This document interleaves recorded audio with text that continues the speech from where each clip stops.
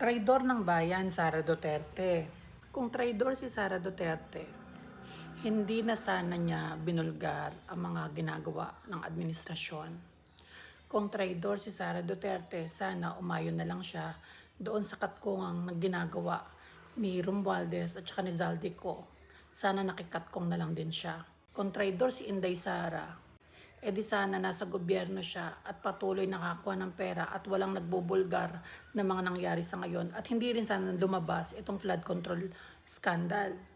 Kung traidor si Sara Duterte, di sana walang gulo, walang impeachment kay Sara. Kung aanib lang siya sa gusto ng mga nasa taas, na mga totoong magnanakaw.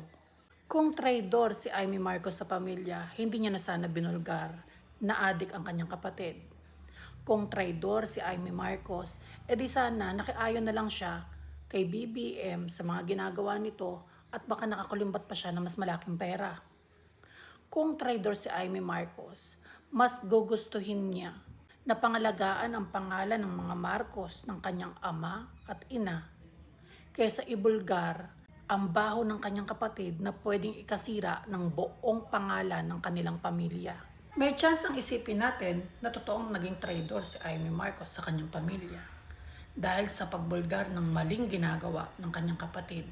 Pero wag natin naalisin sa isip natin na dahil sa ginawa niya, hindi naman siya naging traidor sa sarili niyang bayan.